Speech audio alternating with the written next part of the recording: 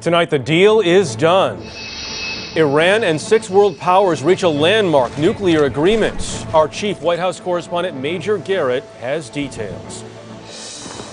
Western weather. The Pacific Northwest and Rockies hit with high winds and heavy snow, while California is looking at record high temperatures and new fire dangers.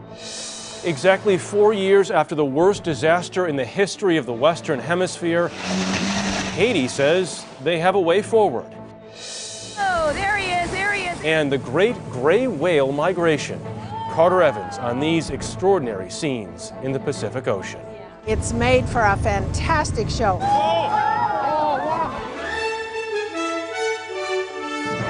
This is the CBS Evening News. Good evening, everyone. I'm Jeff Glor. The deal was reached in November. We didn't learn the all-important details until today. The clock starts on the nuclear deal with Iran a week from tomorrow, January 20th. It's a deal lasting 6 months. The president was quick to comment today, and for more on all of it, we want to get right to our chief White House correspondent, Major Garrett, in Washington. Major? Jeff, President Obama said this preliminary deal gives the West the best hope in a decade to prevent Iran from developing a nuclear weapon. On January 20th, Iran will stop enrichment of uranium above the purity required for civilian nuclear power. Iran also agreed to dilute current uranium stockpiles and reach to 20% purity, meaning on the way to being weapons-grade material, down to a less pure form suitable for civilian reactors. Now, international inspectors will be allowed to verify these steps and inspect Iranian nuclear facilities most closely linked with a feared weapons development program. In exchange, the United States and its allies will provide gradual relief from economic sanctions valued at about $7 billion, and most of that relief will come at the end of the 6-month compliance period. The next big step, persuading Iran to abandon its nuclear weapons program entirely. The White House considers that no better than a 50-50 proposition. Meanwhile, Congress appears ready to impose even tougher economic sanctions, but the White House, Jeff, is urging Congress to give this first deal a chance to succeed. Major Garrett, thank you very much. We turn to meteorologist Brian Hackney of our San Francisco affiliate KPIX. Brian? Yeah, 2 words we haven't heard much this winter has been powerful and storm, but one moved through the Pacific Northwest, and that's what's spreading snow and strong winds in the northern and the central Rockies. But out west, high pressure builds behind all of this, and that produces offshore winds. Those are very dry. The temperatures are near record highs. That means they have critical fire danger in the Southland. Near Los Angeles, they have red flag warnings looking out for fire. All of this is in a context of the fact that we're experiencing one of the worst droughts on record in the West. And as we look ahead, there is nothing coming in the next week or two that is going to change that. Jeff? All right, Brian, thanks very much. 300,000 in West Virginia are still without clean running water tonight. Among them, students and faculty at the University of Charleston, which closed today. Last Thursday, chemicals leaked into the Elk River, affecting 9 counties. Chip Reed has more from the site. After 4 days of lining up for bottled water, some people in the Charleston area are close to reaching their limit. Do you have any sense of how long it's going to be? I wish we knew. I just want to take a shower. Officials say the water is still not safe for drinking, bathing, or cooking, forcing all restaurants for miles in every direction to close. At the Freedom Industries plant where the leak occurred, they're putting containment booms in the river to try to prevent further leaks of the chemical which is used to wash coal. The National Guard is collecting hundreds of water samples and testing them to determine the concentration of the chemical, which smells like licorice. Can you still smell the licorice smell in that, or is it clearly decreasing? Yeah, you can still smell the licorice smell. Not as strong as it was before, right? Not as strong, sir. West Virginia Governor Earl Ray Tomblin. I believe that we're at a point where we could say that we see light at the end of the tunnel. I ask all West Virginians to continue to be patient as we work to safely restore service to the affected areas. While living without running water is an ordeal for many people here, some have managed to keep a positive attitude. How you holding up, sir? Wonderful. These guys are the best around. They've taken real good care of us. And the high school kids up here have carried my water and put it in my trunk. I can't praise them enough. So in a way, this is bringing the community together. Oh, definitely. Definitely.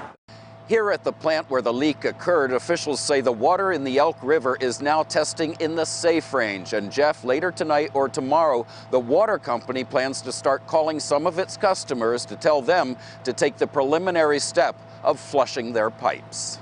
Chip Reed, thank you. One day after an arbitrator set Alex Rodriguez's suspension at 162 games, the entire 2014 season, we will hear much more tonight from his chief accuser, Anthony Bosch. Bosch ran a secret doping clinic for pro athletes in Miami. He sat down with Scott Pelley for a two-part report, airing on tonight's 60 Minutes. Once Alex Rodriguez was fully into your protocol, what were the various banned substances that he was taking? Testosterone, insulin growth factor, 1, human growth hormone, and some different forms of peptides. All of them banned? All of them banned. And he knew that? Yes, he did. And you knew that? And I knew that. Was Rodriguez injecting himself with these substances? Alex is scared of needles. So at times he would ask me to inject. You've injected him? Yes. Personally? Personally. You can see Scott Pelley's full report later on 60 Minutes. Vice President Biden is leading the U.S. delegation to the funeral tomorrow of former Israeli Prime Minister Ariel Sharon, who died yesterday at the age of 85. A long line of mourners filed past Sharon's coffin today as it lay in state outside the Knesset in Jerusalem. On Capitol Hill, the Senate votes tomorrow on a plan to restore benefits to the more than 1 million long-term unemployed who lost them late last month. Even for those who have jobs, the economy is still feeling pretty stagnant so far this year. So for some more thoughts on what's ahead for the economy, we're joined tonight by Joe Connolly of CBS Radio and the Wall Street Journal. Joe, good to see you. When is it that people start to feel like there really is a turnaround? Hasn't happened yet. It takes a long time. First of all, pent-up demand has to grow again. Now, it's happened in the real estate market. It's interesting that the market starts to feed on itself once values start to come back up, and it changes the mood. Pent-up demand has grown for cars. But salaries are not rising because the internet is eating away everybody's profit margins by giving customers endless options. So companies are still reinventing their business. And one thing that some are doing is going deeper into fewer niches, becoming specialists where they can charge a premium price. That's what companies are doing. What should employees be doing in the meantime? The first thing is to raise your hand to get involved in any new project at your company that is in a growth area, because that's where companies are putting all of their attention. Another thing is that, people have gone back to school and have started to change careers. They've come out of community colleges now and are working. But go to networking groups, go to meetings. There's a phrase, actually, that career experts use. It's called reinventing in place. And that means going deeper into your job, finding new ways to do your job, partnering with other people, and dig deeper into that job if you still have it and hang on to it. Thanks for being here tonight, Joe. Later, a sprinkler drenches the red carpet at the Golden Globes. And the auction for the right to kill a black rhino. Those stories when the CBS Evening News continues.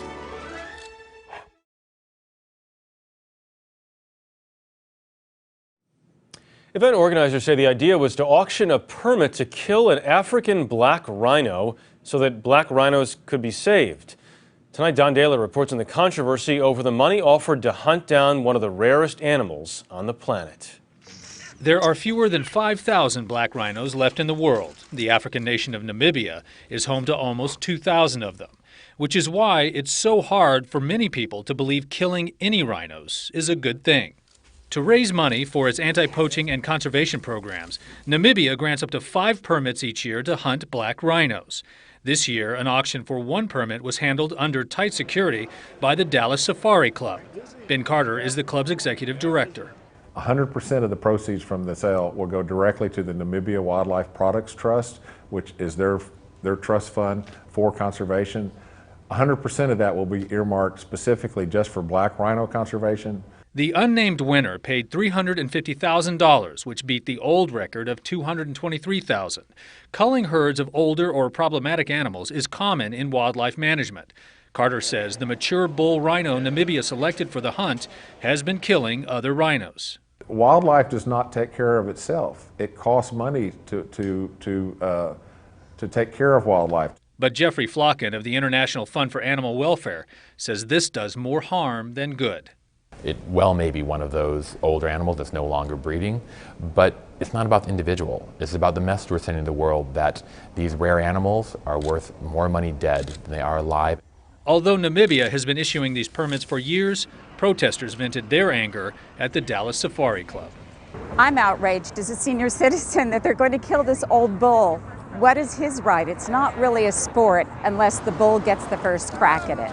The club says they've received numerous death threats and have turned them over to the FBI. Don Daler, CBS News, New York. Japan called it an exercise, paratroopers simulating the retaking of an island. But the live fire games could just as easily be seen as a message to China. Japan and China have been fighting over who owns a set of islands in the South China Sea. Next up, Haiti's campaign to bring people back after an earthquake took away so many.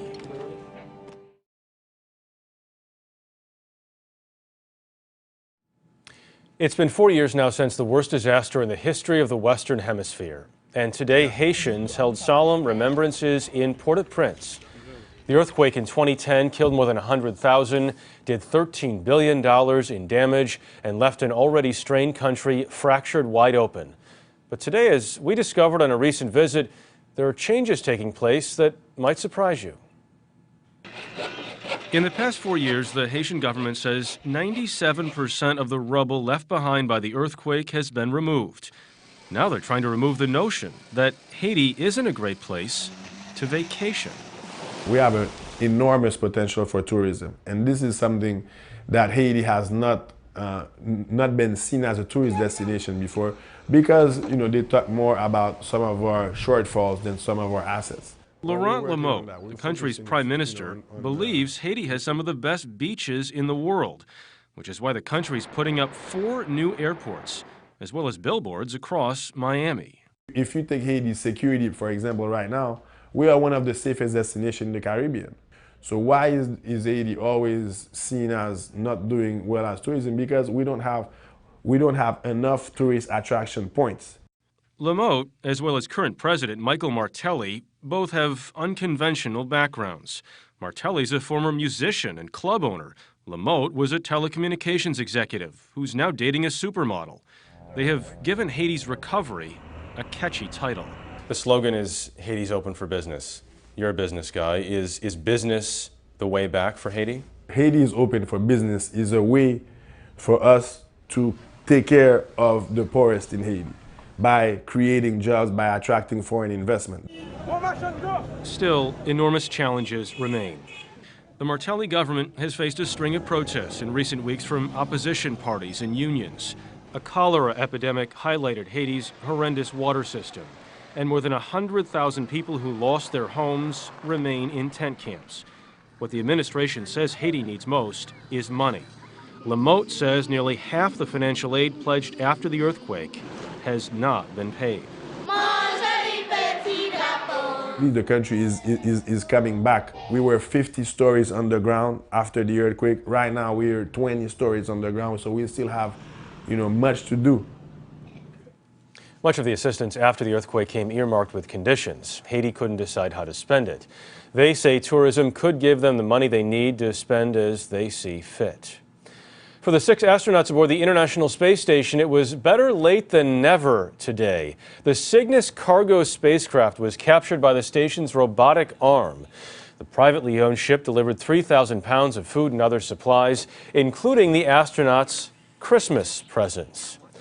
An unexpected arrival on the Golden Globe's red carpet this afternoon. A sprinkler pipe burst just hours before this evening's awards ceremony. Ryan Seacrest tweeted this picture. Beverly Hills fire personnel played starring roles in the cleanup process. Still ahead, cruise to nowhere. The Costa Concordia, 2 years after a deadly shipwreck.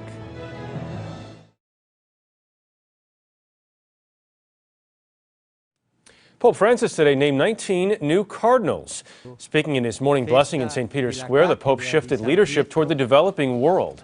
Half the new cardinals come from countries outside Europe, including one from Haiti, none from the United States. The Italian Navy said today it rescued more than 400 migrants from overcrowded boats south of Sicily this weekend. 236 people were jammed into just one of the boats, refugees from the Middle East and West Africa. Over 1,000 migrants have arrived in Italy so far this year. 2 years ago tomorrow, the cruise ship Costa Concordia hit the rocks and capsized off the small Italian island of Giglio, killing 32 people. After setting the ship upright last September, crews have been preparing it for its final journey. Alan Pizzi checked in on the progress. What was once a 1,000-foot-long jewel of a cruise liner has been battened down to weather the winter storms that can lash this island. Starting in April, 19 huge flotation tanks will be attached to the sides of the Costa Concordia so it can be refloated. We are very confident that we can remove the ship from the island within the month of June, and this is not that far away anymore, and then a great job will have been done. In a 19-hour operation, a technique called parbuckling was used to roll the vessel upright.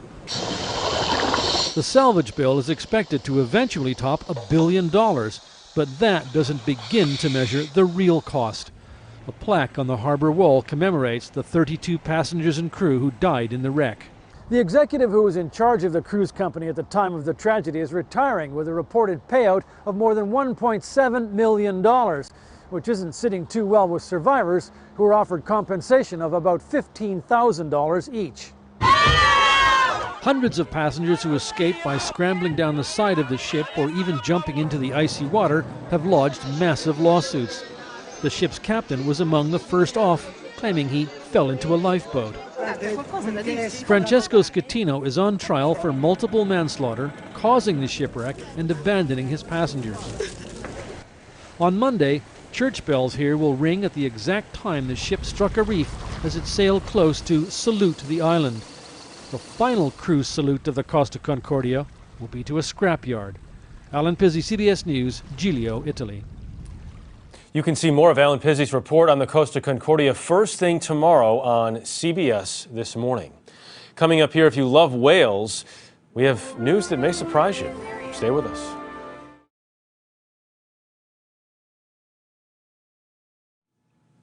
The North Atlantic right whale is near extinction, and around the world, other whales like the sperm whale are endangered. The gray whales of California could be a different story. Here's Carter Evans. Gray whales are both majestic and mysterious, and typically this would be a rare sight, but not this year. It's made for a fantastic show. Bobby Hedges is a whale watch naturalist. How would you compare what you're seeing now to what you normally see? 5 times better. Normally, they're just few and far between this early in the season. From the shoreline, so-called whale census takers have counted more gray whales heading south than they have in 30 years, nearly 500 since the beginning of December. And we're continuing to see high numbers. We saw 18 gray whales yesterday, including 2 calves. So I don't think that it's necessarily peaked yet. I'd expect the peak within a week or so. Elisa Schulman-Janiger is director of the Gray Whale Census Project, a group of volunteers who count whales migrating to Mexico. Why do you think they're coming closer to shore? It could have to do with currents, it could have to do with temperature or salinity. Doesn't have to do with food, since they don't feed on the southbound or northbound migration. But it's not just gray whales. Oh, there he is, there he is, there he is. California is seeing more whales of every kind, and it's bringing out boatloads of amateur whale watchers, who in some cases have gotten too close. Could the number of people chasing these whales impact their decision to take this route in the future? Absolutely, particularly if you've got a younger whale that is having this bad experience with boats, isn't going to want to choose that nearshore route potentially in the future. So far, there's no evidence the gray whale population is on the rise. When the migration is over next month, scientists hope to have a better understanding of why these whales appear to have chosen the scenic route. Carter Evans, CBS News, Los Angeles. That is the CBS Evening News tonight. I'm Jeff Glor, CBS News in New York. Good night.